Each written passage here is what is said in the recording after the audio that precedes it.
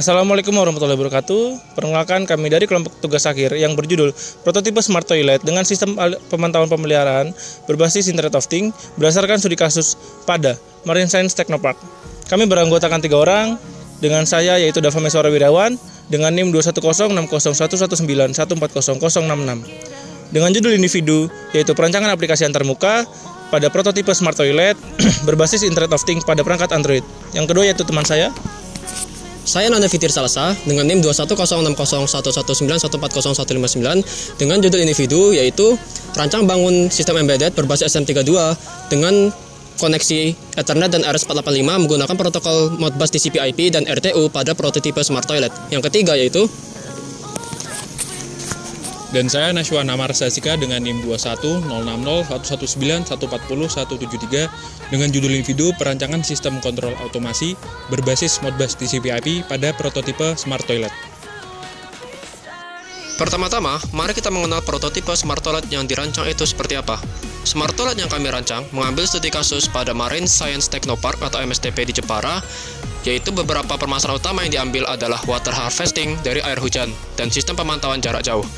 Dari permasalahan tersebut, kami juga mengembangkan fitur-fitur lainnya sehingga membentuk Smart Toilet yang terintegrasi.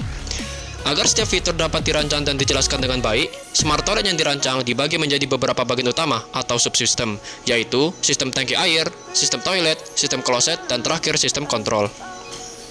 Semua sistem ini terintegrasi dengan sejumlah sensor dan aktuator, serta memiliki tugas masing-masing atau yang disebut dengan sistem embedded. Sistem embedded ini dirancang dan diimplementasikan melalui PCB yang bersifat modular, sehingga dapat dipasang atau dilepas untuk melakukan pemeliharaan dengan mudah, atau memungkinkan untuk pergantian sensor ataupun aktuator yang lebih baik.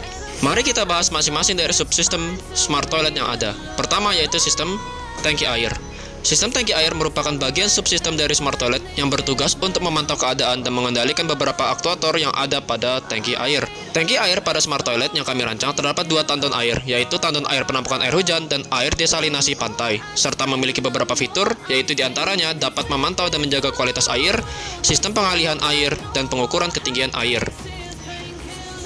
Subsistem selanjutnya adalah sistem toilet. Sistem toilet bertugas untuk memantau keadaan dan mengendalikan beberapa aktuator pada toilet, yaitu seperti menghidupkan lampu toilet secara otomatis, memberikan indikasi jika toilet sedang digunakan, memberikan pemantauan suhu dan kelembapan ruangan, ketersediaan tisu dan sabun, dan terdapat HMI. HMI bertugas untuk melihat keadaan Smart Toilet seperti suhu kelembapan ruangan dan analisis urin pada pengguna kloset, serta mengontrol bidet dan dudukan sesuai preferensi pengguna kloset. Subsistem yang ketiga adalah sistem kloset. Sistem kloset merupakan sistem yang berhubungan langsung dengan keadaan pada kloset, menciptakan kloset yang otomatis dengan fitur seperti menaikkan tutup cover kloset, menghidupkan exhaust fan untuk membuang bau tidak sedap, menghidupkan UV light untuk membunuh bakteri, melakukan flush otomatis, dan penampilan hasil analisis urin pengguna.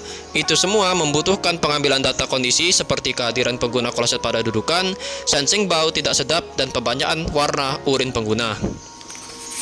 Tugas keseluruhan sistem ini terbatas pada akuisisi data pada sensor dan melakukan aksi pada aktuator secara hardware. Pengaksesan data sensor dan aktuator tersebut dilakukan dengan koneksi Ethernet dan RS485 menggunakan protokol Modbus TCP/IP dan RTU pada setiap sistem dan dihubungkan sesuai dengan komunikasinya masing-masing. Berikut merupakan FSM atau Finite State Machine dari tugas akhir Smart Toilet. Pada perancangan FSM berikut terdapat 8 state, di mana diawali dari S0 sebagai idle, di mana semua tidak ada aktivitas dan menunggu digunakan. Setelah pintu terbuka, maka akan memasuki S1, di mana lampu akan menyala, dan setelah itu pintu ditutup, maka telah memasuki S2 atau door close. Pada state ini, sensor PIR akan mulai mendeteksi adanya pergerakan.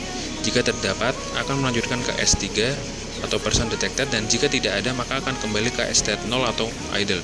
Pada state 3 atau person detected, toilet siap digunakan seperti PID suhu dan urin analisis. Setelah itu akan memasuki state 4 atau toilet use progress, di mana pada state ini hasil urin analisis akan muncul.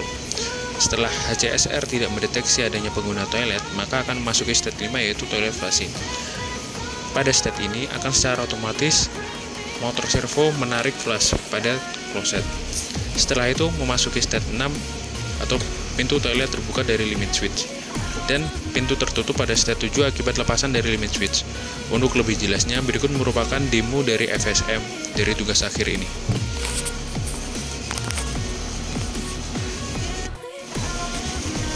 Pada perancangan HMI dapat dikontrol beberapa aktuator pada smart toilet, yaitu penghangat air dengan set point 36 derajat Celcius dan 40, lalu penghangat dudukan dengan set point yang sama yaitu 36 dan 40. Selain itu, terdapat juga pengaturan kecepatan air bidet dengan 3 level kecepatan, dan yang terakhir merupakan tombol untuk mengaktifkan motor dudukan kloset, di mana pengguna bisa mengaturnya. Selain keempat subsistem tersebut, terdapat juga monitoring aplikasi untuk kondisi lingkungan smart toilet. Yang pertama yaitu ada login aplikasi. Di sini memasukkan email dan password. Lalu jika sudah benar, maka akan masuk ke halaman monitoring. Halaman monitoring tersebut berisi data kondisi lingkungan smart toilet. Lalu yang kedua yaitu jadwal petugas kebersihan. Di sini juga terdapat data absensi pada petugas kebersihan. Lalu yang ketiga ada halaman admin yang hanya bisa diakses oleh admin untuk melihat data-data pegawai, yaitu admin maupun petugas. Lalu di dalam halaman admin ini sendiri dapat melihat detail data setiap petugasnya. Lalu di dalam halaman admin ini terdapat juga edit jadwal untuk petugas kebersihan, yang dimana hanya admin lah yang dapat mengedit atau mengubah siapa yang bertugas pada hari yang ditentukan. Lalu setelahnya di halaman admin terdapat juga form untuk buat akun atau register.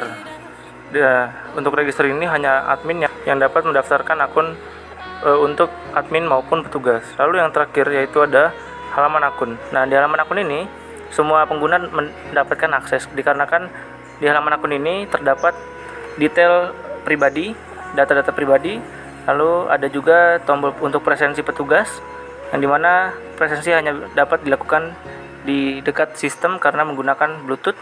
Lalu yang ketiga ada ganti password, yaitu untuk privasi karena password bersifat privasi, maka setiap pengguna berhak untuk mengganti passwordnya masing-masing. Lalu yang terakhir yaitu sign out, keluar dari aplikasi. Baik, terima kasih. Sekian dari video kelompok tugas akhir kami. Wassalamualaikum warahmatullahi wabarakatuh.